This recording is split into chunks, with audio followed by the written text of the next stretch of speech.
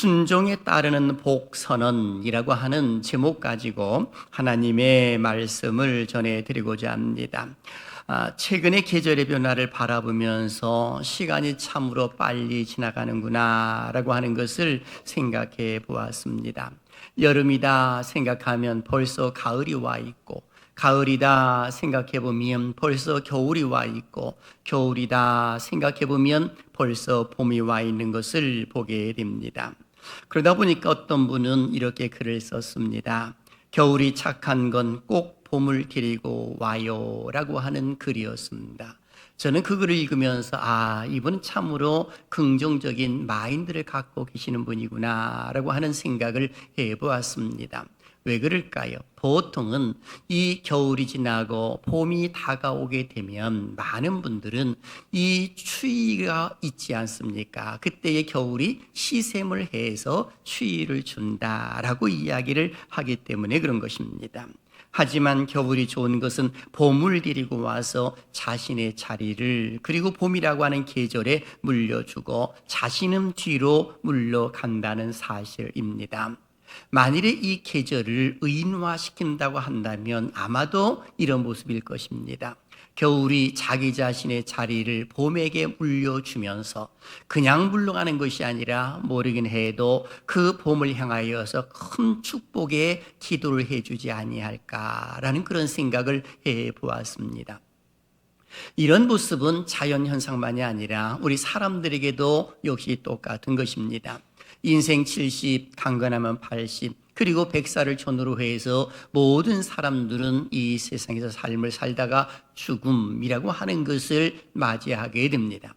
그때 세상을 떠날 때에 이 많은 사람들은 아마도 자기 자녀들이 잘 되기를 바라고 축복 기도를 해주면서, 그리고 자기가 있었던 그 자리를 내 자녀들에게 또는 우리 2세들에게 넘겨주지 아니할까라는 그런 생각을 해봅니다. 마치 요셉이 110세의 죽음을 맞이함으로 인하여서 그를 향하여서 슬퍼하고 있는 많은 사람들을 향하여서 나는 죽을 것이나 하나님이 당신들을 돌보시리니 라고 하면서 기도했던 것처럼 말입니다. 그런데 오늘 성경 속에서도 보게 되면 이 모세라고 하는 사람이 마지막 고별 설교를 해주고 있는 것을 보게 됩니다. 바로 신명기서는 모세의 고별 설교라고 말할 수가 있을 듯합니다. 모세는 이제 그의 나이가 120세가 되었습니다. 모압 광야에 머물러 있으면서 이제 고별 설교를 하는 그 모습 가운데 출애굽 2세대들에게 하나님께서는 반드시 우리에게 복을 주시기를 원하고 계시는데 그 복받는 비밀을 오늘 본문 속에서 이야기를 해주고 있습니다. 바로 그것은 순종이라고 알려주고 있습니다. 그래서 오늘 본문 1절은 이렇게 기록을 하지요. 내가 네 하나님 여호와의 말씀을 삼가 듣고 내가 오늘 네게 명령하는 그의 모든 명령을 지켜 행하면 네 하나님 여호와께서 너를 세계 모든 민족 위에 뛰어나게 하실 것이라 라고 하면서 하나님의 말씀에 순종할 것을 강조를 해주고 있습니다. 순종하면 반드시 하나님 복을 주신다라고 모세는 이야기를 해주고 있는 것이죠. 그래서 2절 중반절을 보게 되면 이 모든 복이 내게 임하며 내게 이르리니 라고 기록이 되어 있습니다. 오늘 본문 1절과 2절을 보게 되면 네가 또는 내게라는 기록이 있습니다. 기본적으로 보게 되면 이스라엘 민족 전체를 가리켜서 말해주고 있음과 동시에 그 이스라엘 백성들을 구성하고 있는 이 백성들 개개인의 모습을 이야기를 해주고 있는 겁니다. 이스라엘 민족이나 개개인이 하나님의 말씀에 순종한다면 복을 주어 탁월하고 강대하게 하시겠다는 그 사실을 알려주고 있는 겁니다. 실제로 이스라엘 백성들 가운데서도 우리가 잘 알고 있는 다윗과 그리고 솔로몬의 시대를 한번 생각해 보십시오. 그때 그 나라가 얼마나 강대한 나라가 되었는지 이 성경은 기록을 해놓고 있습니다. 심지어는 다윗과 그리고 솔로몬이 누렸던 부귀 영화까지도 하나님께서 개인에게 주셨다는 그 사실을 성경은 기록을 해놓고 있습니다. 그런 거로 하나님의 그 말씀에 순종하는 삶을 살았을 때에 우리 하나님은 반드시 무엇을 주시느냐? 복을 주신다라고 이렇게 정의를 내릴 수가 있는 겁니다. 저는 이 말씀을 중심으로 해서 세 가지 질문을 통해 말씀을 전해드리고자 합니다. 첫째, 어떠한 부분에서 순종을 해야 하는가입니다. 그리고 둘째, 순종하는 자에게 하나님은 어떤 복을 구체적으로 주시는가라고 하는 겁니다. 셋째, 복을 받기 위해서 우리의 남은 인생을 어떻게 사는 것이 옳을까에 대한 우리의 자세에 대해서 말씀을 전해드리고자 합니다. 사실 세상에 많은 사람들은 복 받기를 원하지요. 그러다 보니까 나름대로의 그 기준을 세워놓고 그리고 이 절대자에게 비는 경우를 보게 됩니다. 어떤 경우는 1월 성신에게 비는 모습이 나오는 것을 저는 어렸을 때 본 바가 있습니다. 정월 대보름이 되면 어김없이 저희들은 쥐불놀이를 하지요. 막 이 깡통을 돌리면서 놀고 있는데 어르신들은 산 위에 올라가서 그리고 둥근 큰 날을 보면서 비나이다 비나이다 하면서 빌었던 것이 제가 어렸을 때의 동네 어르신들이 했던 그런 모습들을 저는 기억을 합니다. 그분들 나름대로의 그런 모습으로 이 복을 희구하고 있는 모습이다라고 하는 겁니다. 오늘날 어떤 사람들은 사주팔자를 보기도 합니다. 어떤 경우는 토정비결을 보기도 합니다. 어떤 사람들은 점쟁이를 찾아가서 자기 자신의 미래와 그 앞날 그리고 내가 조심할 것이 무엇인가라고 하는 것들을 물어보면서 또 나름대로의 기준을 세워놓고 지키려고 노력하는 것들을 가끔 보게 됩니다. 하지만 이 천지를 창조하시고 다스리시고 섭리하시는 분이 누구냐라고 하는 것을 안다면은 결코 그런 행동을 보이지는 아니할 것입니다.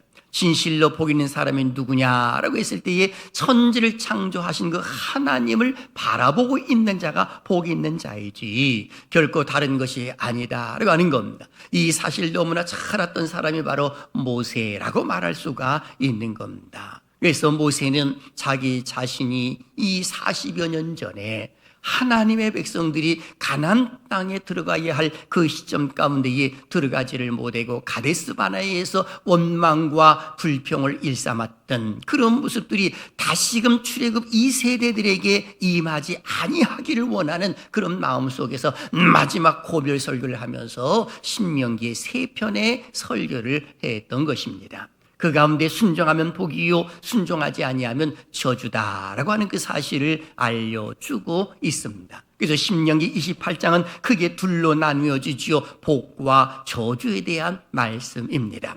신명기 28장 1절서부터 14절까지 보게 되면 순종함으로 인하여 얻어지는 복의 내용이 기록이 되어 있고 그리고 15절서부터 57절까지는 순종하지 아니함으로 인하여 하나님의 저주를 받게 되는데 그 저주는 크게 두 가지 개인적인 저주와 그리고 민족적인 저주까지도 이야기를 해놓고 있습니다. 좀 더 쉽게 말하게 되면 하나님의 백성들이 바르게 살면 그 민족까지도 복을 받는다는 그 사실을 알려주는 그런 모습들이 일어나더라라고 하는 겁니다. 자, 그렇다면 오늘 우리는 이 말씀을 바라보면서 어떤 부분에서 순종해야 복을 받는가에 대한 첫 번째 질문을 해봅니다. 모세는 두 가지를 이야기합니다. 첫째, 하나님 여호와의 말씀을 삼가 들어야 한다라고 기록하고 있습니다. 1절 초반절을 다시 한번 보십시오. 내가 네 하나님 여호와의 말씀을 삼가 듣고 라고 기록되어 있습니다. 이 삼가라고 하는 말은 존경하는 마음을 가리켜 말하는 겁니다. 좀 더 쉽게 말하게 되면 하나님 말씀을 들을 때에 존경하는 마음을 가지고 그 말씀을 듣느냐 아니면 대충 듣느냐는 전혀 다른 모습이다 라고 볼 수가 있을 것입니다. 그리고 2절도 보십시오. 내가 네 하나님 여호와의 말씀을 청종하면 이라고 기록되어 있습니다. 말씀을 삼가 듣고 그리고 말씀을 청종하면 이라고 기록하고 있습니다. 즉 듣는 것과 청종할 것을 강조해 주고 있는 겁니다. 무엇을 이야기할까요? 벌써 이스라엘 백성들에게는 하나님께서 이 율법을 주셨는데 그 율법을 이제는 하나님 백성으로서의 이 말씀을 잘 들으려고 노력하는 것이 옳다라고 하는 겁니다. 왜 그럴까요? 이런 모습들은 우리가 대한민국에 태어났다면 대한민국 국민으로서의 대한민국의 헌법을 비롯한 각종 법률을 당연히 지켜야 하는 것과 같은 이치라고 말을 할 수가 있을 듯합니다. 그러므로 성도들은 하나님의 복을 받기 이전에 이 말씀을 잘 듣는 것이 먼저다라고 말할 수가 있는 겁니다. 만일에 말씀을 잘 듣지 아니하고 이 존경하면서 듣지 아니하고 내 마음대로 봉사하고 내 인위적으로 어떤 일을 행한다고 한다면 하나님은 내 뒤에 쓰세요라고 하는 거와 똑같은 것입니다. 하나님께서 진정 원하시는 것이 따로 있는데 내 생각과 자기 행위가 기준이 되어가지고 그리고 모든 일을 행동으로 보여준다고 하면 하나님은 그걸 좋아하시지를 아니하시더라라고 하는 겁니다. 그런 거로 말씀을 듣는 것이 먼저인 겁니다. 만일 그렇지 아니하게 되면 사울 왕처럼 될 가능성이 많은 거지요. 선지자의 말을 듣지 않습니다. 하나님 말씀도 듣지를 않습니다. 그러다 보니까 자기가 제사를 지냅니다. 하나님 명령도 불순종함으로 인하여 아말렉과 이 싸움 속에서 다 진멸하라 했음에도 불구하고 살려주는 그런 모습들이 일어나는 것 아니겠습니까? 그런 거로 우리는 말씀을 먼저 듣는 것이 첫 번째임을 모세는 알려주고 있고, 그리고 두 번째는 하나님의 말씀을 잘 지켜야 한다라고 강조해 주고 있습니다. 2절 중반절을 보십시오. 내가 오늘 내게 명령하는 그의 모든 명령을 지켜 행하면 네 하나님 여호와께서 너를 세계 모든 민족에 뛰어나게 하실 것이라 라고 기록이 되어 있습니다. 그의 모든 명령을 지켜 행하면이라고 하는 말씀에 우리는 주목해 볼 필요성이 있습니다. 이는 하나님 말씀을 지켜야 함을 강조해 주고 있는 겁니다. 지킨다라고 하는 그 원어적인 참된 의미는 그 말씀을 현실에 빼앗기지 않는다라고 하는 의미가 내포되어 있습니다. 좀 더 쉽게 말하게 되면 하나님 말씀을 우리가 받았는데 이 말씀을 하나님이 주셨는데 현실에 따라서 또는 상황에 따라서 이 말씀을 빼앗기는 경우가 얼마나 많이 있는지 모릅니다. 그러다 보니까는 잘못된 길로 나가는 경우가 있더라는 것입니다. 그래서 하나님께서는 이 말씀을 주셨을 때에 이 말씀을 지킨다라고 하는 것은 그 삶의 상황 속에서 현실에 빼앗기지 말아라 라고 하는 것을 알려주고 있는 겁니다. 어떤 사람들은 성경 속에 다 기록이 되어 있습니다. 그럼에도 불구하고 그것에 대한 기도를 해보려고 하는 사람들도 있습니다. 예컨대 우리가 십계명 가운데 네 부모를 공경하라, 살인하지 말라, 그리고 간음하지 말라, 도둑질하지 말라, 거짓 증거하지 말라, 네 이웃의 것을 탐내지 말라고 분명히 말씀을 하신 것이 성경 속에 기록이 되어 있음에도 불구하고 그것을 하나님 앞에 기도해 보는 거죠. 하나님, 제가 이것을 가져갈까요? 가져가지 말까요? 그것은 기도해 볼 필요가 없는 겁니다. 지키는 겁니다. 하나님의 말씀이 주어졌음으로 인하여 그대로 지키는 거죠. 주일날 예배 드리는 것도 똑같은 겁니다. 주일을 지키는 것은 당연한 것 아니겠습니까? 그런데도 주일날 아침에 기도를 해보는 겁니다. 하나님, 제가 이 모임에 가야 될까요? 아니면 교회에 가야 될까요? 그것은 기도해 볼 필요가 없는 겁니다. 지켜야죠. 하나님 말씀이 주어졌는데 그걸 지키는 것이 기독교인의 삶이지, 그것을 하나님 앞에 무슨 딜을 하는 것은 옳지 못하다라고 하는 겁니다. 그렇습니다. 하나님께서는 택한 백성들의 큰 복을 주시기를 작정하셨습니다. 그렇지만 아무에게나 이런 복을 주는 것이 아님을 알려줍니다. 지금 모세는 순종하는 자에게 이 복이 임할 것임을 알려주고 있습니다. 그렇다면 우리는 두 번째 질문을 해봅니다. 순종하는 자에게 어떠한 복을 주시는가? 오늘 여기 2절서부터 이 기록되어 있는 말씀이 있습니다. 2절 중반절 3반절까지 보십시오. 이 모든 복이 내게 임하며 내게 이르니 성읍에서도 복을 받고 들에서도 복을 받을 것이며. 우리 같이 읽을까요? 기록된 겁니다. 시작.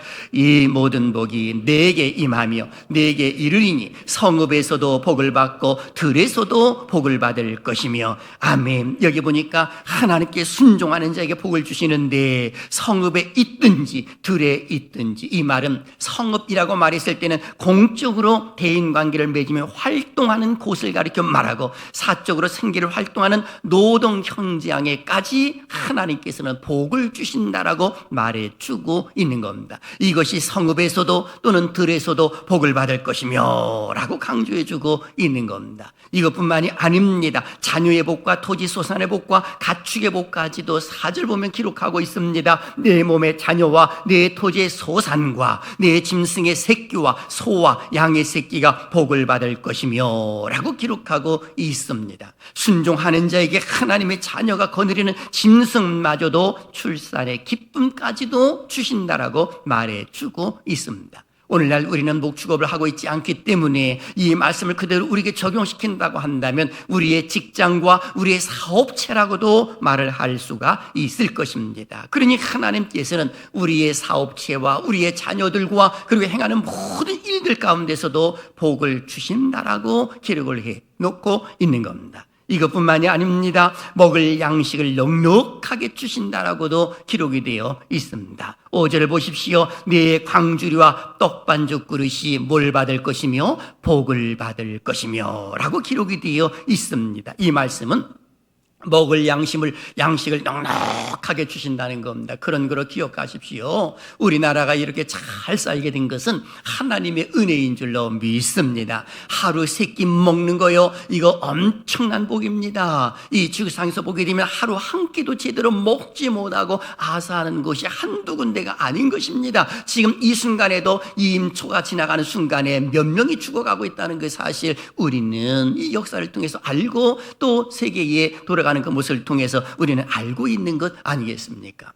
우리나라 같은 경우는 하나님께서 이 나라에게 복을 많이 주심으로 인하여서 진실로 경제 대국을 이루었고요, 3만 불 시대 이상이 되었고요, 그리고 경제 대국 10위권에 들어섰고요. 무기로 말하게 되면은요, 아마 모르긴 해도 세계에서 무기를 가장 많이 가지고 있는 나라 중에 하나, 우리가 미국이라든지 중국이라든지 러시아, 그리고 우리나라가 아닐까, 어떤 학자들은 그렇게 보고 있습니다. 어마어마하게 무기가 많이 있고요, 그리고 그 무기는 첨단화되어 있음으로 인하여서 무서운 무기들이 우리나라에 있다라고 하는 그 사실을 저는 들어본 바가 있습니다. 그 정도로 우리나라가 약한 나라가 아니거든요. 힘있고 강한 나라입니다. 먹는 것도 풍족한 것입니다. 어떻게 이렇게 우리나라가 잘 살게 되었을까요? 그 이유는 딱 하나인 겁니다. 하나님의 말씀에 순종했기에 우리 하나님께서는 민족적으로 복을 주신 줄로 믿습니다. 저는 그렇게 봅니다. 그런 거로 우리는 이 내 광주리와 떡반죽 그릇이 복을 받을 것이며 라고 했을 때에 먹을 양식의 풍족한 것에 우리는 감사해야 되고 이것을 놓쳐서는 안 된다라고 하는 겁니다.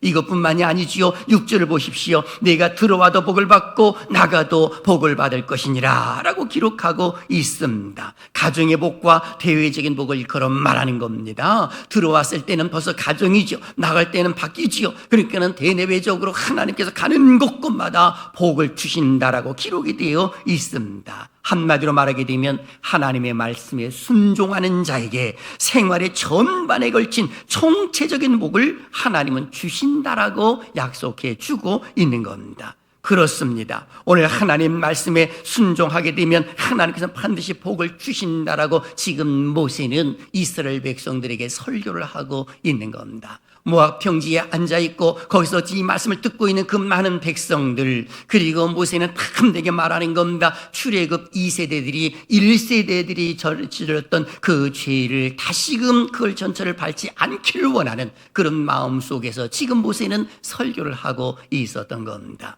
이제는 그 백성들이 어떤 태도를 보여야 할까요?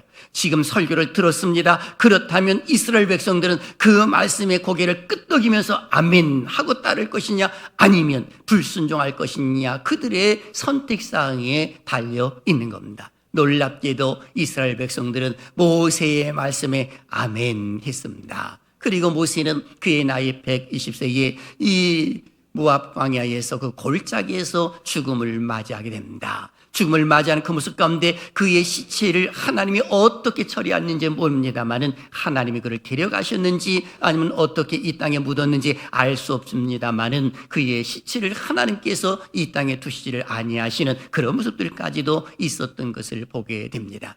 저는 우리 살아가신 여러분들도 이 말씀을 아멘으로 잘 받고 올 한 해 승리하시기를 주님의 이름으로 축원합니다. 그래서 모세가 죽음 이후에 그의 뒤를 이었던 여호수아의 말씀에도 이스라엘 백성들은 순종을 합니다. 따릅니다. 그리고 그들을 향하여서 요단강을 건너가자라고 했을 때 그들이 순종을 합니다. 그리고 가나안 땅을 정복하는 그런 모습들이 일어났던 것 아니겠습니까? 그런 거로 오늘 우리들도 생각해 보는 것입니다. 지금 현 상황 속에서 나를 과연 힘들게 하고 있는 것이 있다면 과연 그것이 무엇인가라고 하는 겁니다. 육신적인 아픔 때문에 힘듭니까? 아니면 주변의 환경 때문에 힘듭니까? 경제적으로 힘든 것이 있습니까? 그렇다면 그 문제를 해결하기 위하여 어떤 노력을 하셨습니까?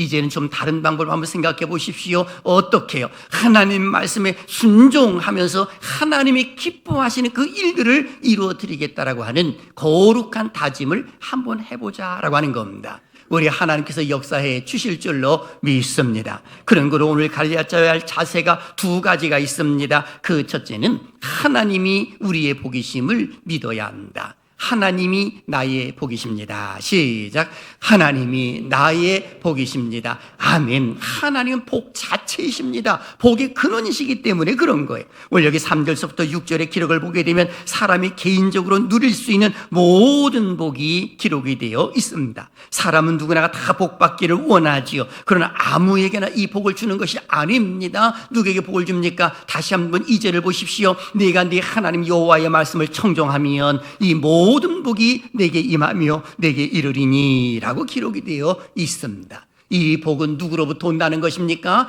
하나님으로부터 온다는 그 사실을 알려주고 있는 겁니다. 아래로부터 오는 것은 참된 복이 아닙니다. 위로부터 내리는 하나님으로부터 주시는 복이 참된 복이라는 겁니다. 그런데 놀랍게도 하나님은 복의 근원이 되심으로 인하여서 우리와 함께 하시기 때문에 우리는 늘 복 있는 삶을 살아갈 수밖에 없더라라고 하는 겁니다. 먼저 이것을 우리가 인지하는 것이 중요한 겁니다. 무엇을 인지합니까? 하나님이 나와 함께 하신다라고 하는 그 사실을 인지하는 것이죠. 그래서 10편 110편 1절에 할렐루야 여호와를 경외하며 그의 계명을 크게 즐거워하는 자는 복이 있도다라고 기록하고 있는 겁니다. 하나님을 경외하면서 그의 계명을 즐거워하는 모습들은 현 상황 속에 놓여 있는 모습 아니겠습니까? 이런 모습이 있을 때 생활의 복을 주시고 자녀의 복을 주시고 물질의 복을 주신다라고 기록하고 있는 겁니다. 그런 거를 기억하십시오. 하나님이 복의 근원이 되어주시고 복 자체이시기 때문에 그 하나님은 나와 동행하심으로 인하여서 우리도 어떤 사람이라고요? 복 있는 사람이다 라고 하는 겁니다. 나는 복 있는 사람입니다. 시작. 나는 복 있는 사람입니다. 아멘. 그렇다면 진실로 그 사람은 복된 삶을 살아갈 수밖에 없는 겁니다. 그리고 둘째 우리가 기억할 것은 복 받는 길로 나아가야 한다라고 하는 겁니다. 여러분 세상에서는 두 가지 길밖에 없습니다. 의인의 길과 악인의 길이에요. 하나님을 경외하고 예수님을 믿으면 의인의 길이지만은 나머지는 아무리 그 사람은 내 몸을 불사르게 내어주고 내 모든 재산을 남들에서 다 헌신하고 다 내어준다 하더라도 그것은요 의인의 길이 아닌 것입니다. 성경에서 보게 되면 악인의 길이라고 말해주고 있는 겁니다. 그런 거로 두 길밖에 없습니다. 의인의 길과 악인의 길이요 양과 염소의 자리요 그리고 또 나가서는 좁은 문과 넓은 문인 것입니다. 좁은 길과 또한 넓은 길이 있는 것이지요. 그러니 우리는 어떤 길로 나가야 되느냐? 복 받는 길로 나가는 것이 옳다라고 하는 겁니다.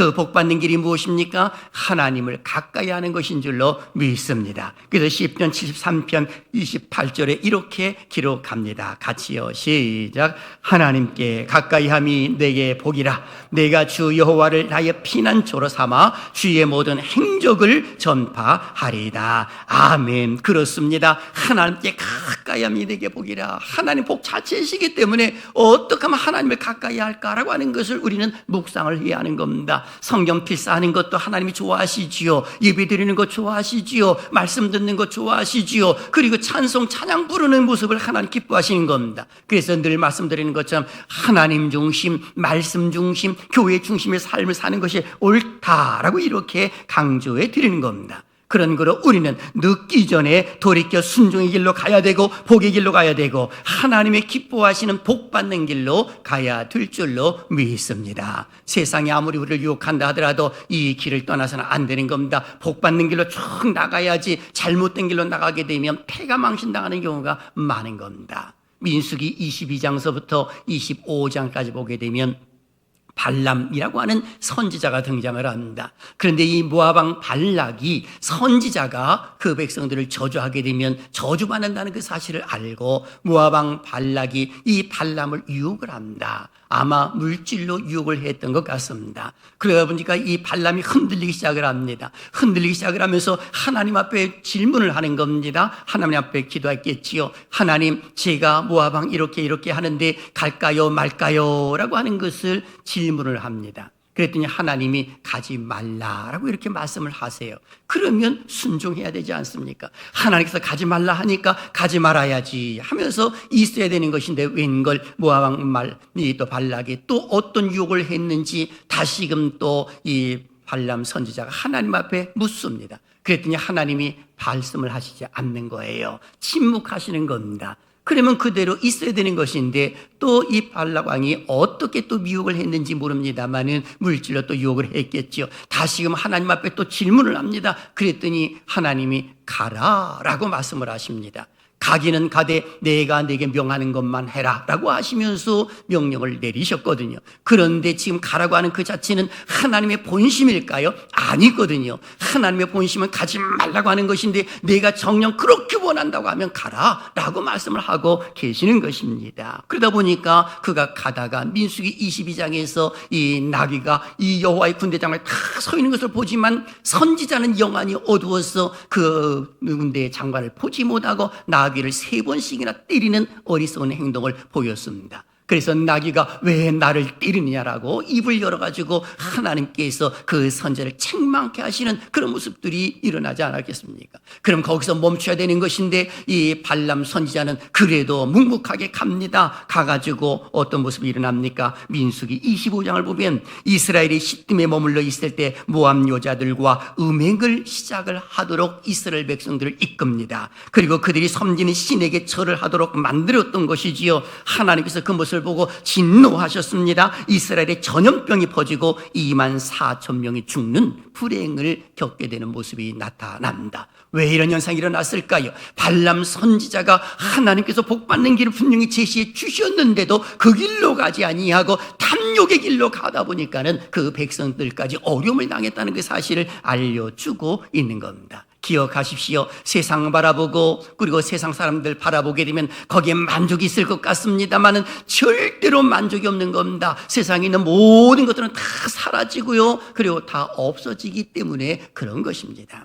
예전에 우리 교회에서 효도 관광을 하지 않았겠습니까? 효도 관광을 가가지고 어르신과 80이 넘으신 어르신인데 이야기를 나눴습니다. 그랬더니 이 고등학교 동기들이 몇 명이 있다라고 말씀하시더라고요. 4-5명 정도 있고 다 죽었다라고 말합니다. 그렇게 많은 모임이 있었고 그들과 친하게 지냈고 다 지냈는데 지금은 다 죽고 몇 명만 남았어요 라고 이렇게 말씀을 하시더라고요. 그러시더니 그분도 얼마 살지 못하시고 가신 겁니다. 이것이 세상이에요. 세상에 있는 모든 것들은 다 사라질 수밖에 없는 겁니다. 그러나 하나님을 가까이 하고 하나님께 다가가게 되면 임종하는 그 순간 속에서도 하나님이 지켜주실 줄로 믿습니다. 그래서 찬양 중에서 이런 찬양이 있습니다. 사람을 보며 세상을 볼 땐 만족함이 없었네. 나의 하나님 그분을 뵐 때 나는 만족하였네. 우리 한번 불러볼까요?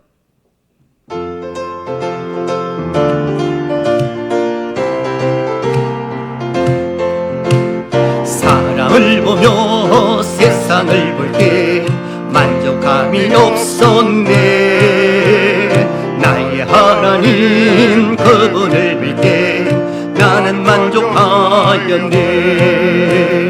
저기 빛나는 태양을 보라, 또 저기 서 있는 산을 보아라. 천지 지으신 우리 여호와 나를 사랑하시니, 나의 하나님 한 분만으로 나는 만족하게. 사람을 보며 세상을 볼 땐 만족함이 없었네. 아멘. 나의 하나님 그분을 볼 때 나는 만족하였네. 동남풍아 불어라, 서북풍아 불어라. 각시밭에 백합화 예수 향기 날리니 할렐루야 아멘. 각시밭에 백합화 예수 향기 날리니 할렐루야 아멘. 아멘.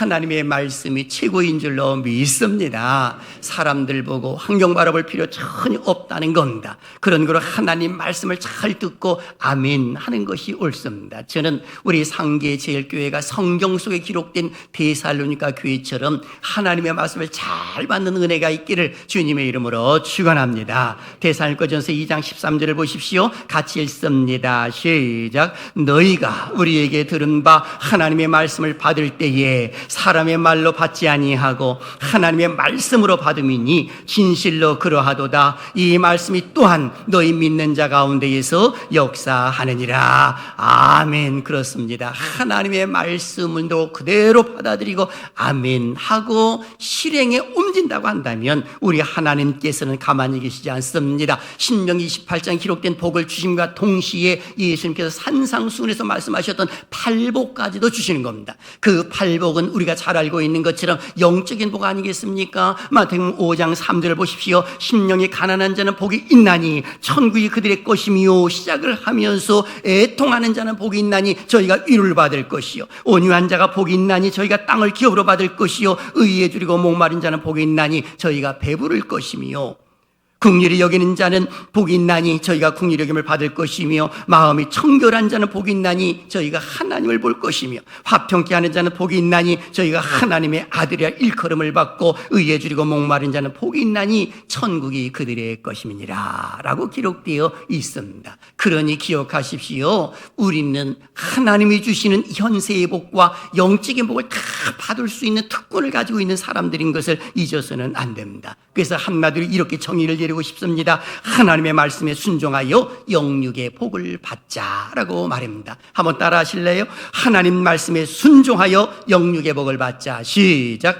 하나님의 말씀에 순종하여 영육의 복을 받자. 아멘. 이 은혜가 함께 하시기를 주님의 이름으로 축원합니다. 사랑하시는 여러분, 우리의 궁극적인 복은 영원한 하늘나라의 유업이지만 하나님 말씀에 순종하는 삶을 살 때 이 땅에서도 신명기 28장 기록된 하나님의 복을 우리는 받을 수 있다는 사실을 결코 잊어서는 안 되는 겁니다. 그런 거로 우리는 생각해야 되는 것입니다. 하나님이 내게 베풀어 주신 그 모든 것에 우리는 감사로 시작을 하고 감사로 마무리하는 것이 옳습니다. 행복해서 감사하는 것이 아니라 감사함으로 인하여 또 다른 행복이 펼쳐진다는 것을 우리가 믿음으로 고백을 하면서 산다면 신명기 28장의 복은 말할 수 없이 우리 상계제일교회에 펼쳐질 것이고 사랑하신 여러분들에게 주실 줄로 믿습니다. 이 은혜를 가슴에 담고 올 한 해 승리하시기를 주님의 이름으로 축원합니다.